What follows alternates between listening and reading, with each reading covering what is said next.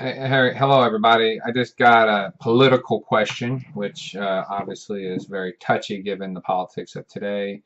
But the question came down to cabinets and cabinet of the president, to be specific, meaning the people who help run the federal government under the executive branch. So, for example, you have the president, vice president, they're elected to office. It used to be the president would be elected, and then the second person coming in would be the vice president. And so they could be part of the party or a different party. And obviously, that was a big conflict. It also encouraged bad behavior, meaning I want to sink that person so I can become president, or not saying someone would want to harm the president, but obviously there was a lot of tension even with Jackson and Calhoun. That might be an example of some things. But the big issue with cabinets are like Secretary of State, Secretary of the Treasury, all the education, all the big departments of government, defense, for example. And so these are all part of the presidential cabinet that helps run the government. Now, the idea behind it is that these appointments would be made and then confirmed in the Senate. And I think the founding fathers, if they were to reflect back, would have several discussions about this. One, do we sit there and let the president pick them and not have the Senate confirm them? Because that could lead, obviously, to some bad decisions. Or do we sit there and have the Senate still go through the process with a much, uh, like traditionally the issue would be they could, not less of a hand, but they just basically vet them lightly, or they vet them and then they say, okay, we may not agree with that person, but we still approve them. In other words, they're not a criminal, they're not a felon, they're not some crazy whacked out person. That's typically been the standard, or if that is a standard. But the idea then is a student asks, well, what about the current issue with Jeff Sessions and the various people? Well, what I found is right now people are being very ugly and there's still fallout from the election. So there's a lot of hostility, anger, and things like that. It's it's just going to take time for that to dissolve, because if you cry wolf all the time, eventually no one listens. And that's really the path some of these people are going. It's turning people off, meaning they're not going to listen to you. They're just going to listen to people in charge. Government does bestow a certain level of legitimacy to that person, be it the president, vice president, whatever. It's just the way it works. They have authority positional, and that's how it works. It worked with Obama. It worked with Bush. It worked with the other Bush, Clinton, Reagan, all the way back to George Washington. Okay? So that's just how it works. And when we look at these things, Jeff Sessions and why is there so much? And there are people reading letters and they're being cut off, and then some people are being ugly and they're being cut off. The point being is, at some point, I always liken it to what happens when your person wins. And so just think about the payback that's going to be there. Always think about that. And you should be the change that you want. I believe Gandhi said that. So if you say, I don't personally like these people, but that's who the president wants, and they're not a criminal, they may not be the most qualified person. Well, of course not, because you think you're the most qualified person, or you think your person's the most qualified person. So you kind of have to get past the ego issue, in my mind. And I remember when Bush went for his, there was really no big deals. There were some people that were maybe questionable, and people did question them, but they voted for him at the end of the day. And there were people that Obama had that I personally do not think were the most qualified people, but that's his choice, and that was fine. And there's some with Trump camp where I would say, I don't know, maybe I think there's some better people. But again, he's president, and the tradition is more to defer to that. But now that people are attacking it, the question is well, when's payback going to be? Is the payback going to come out? Next time, if the opposite party's in charge of the party that's in the presidency, maybe that's 4 years from now, or 8 years, or maybe it's 20 years.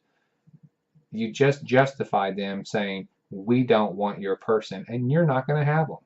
We'll tell you who your cabinet is.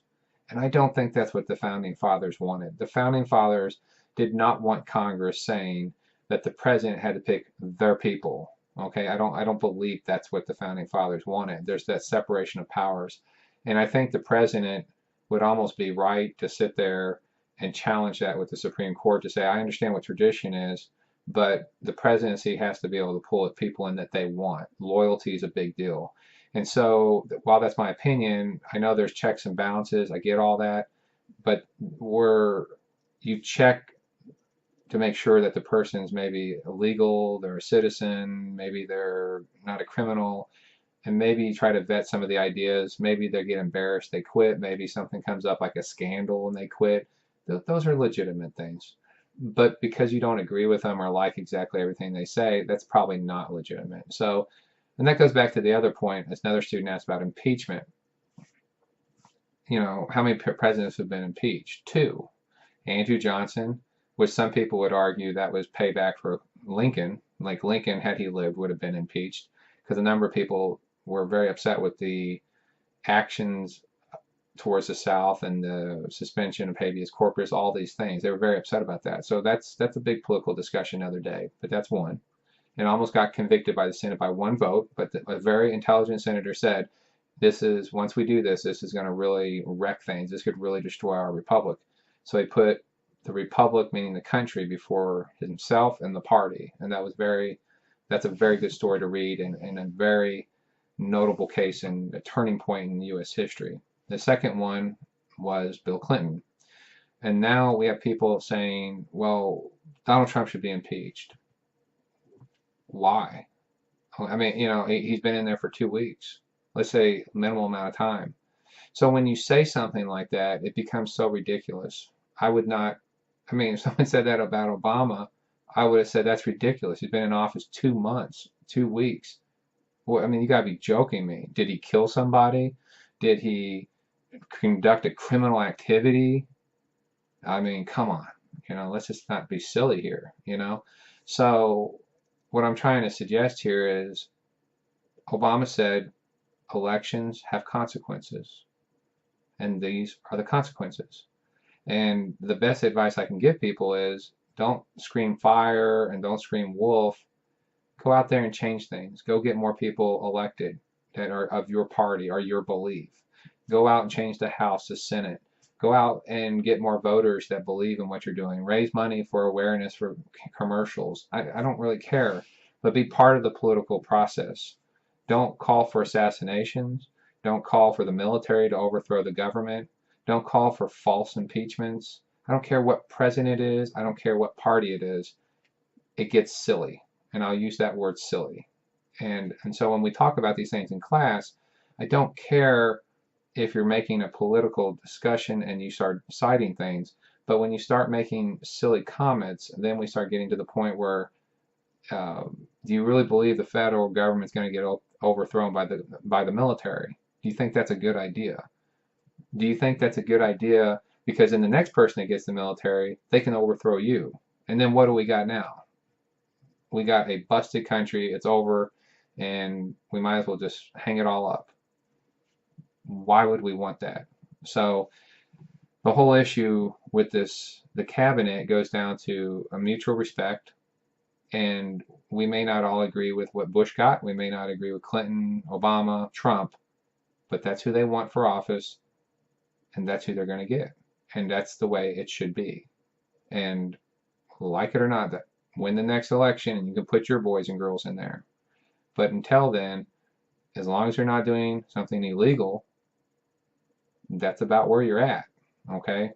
So, anyways, having said that, that kind of frames the discussion on that a little bit, and maybe that helps make things a little more clear. The history is very important to read on this, and I think the more people read, the more they'll see that people are being unreasonable and silly, and that when we bust these traditions, we really attack the fabric of the country, and that can be very detrimental.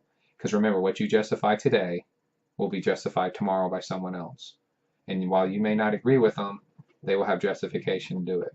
So that's why we have to be careful of power and how we use it. Thank you, and on to grading again.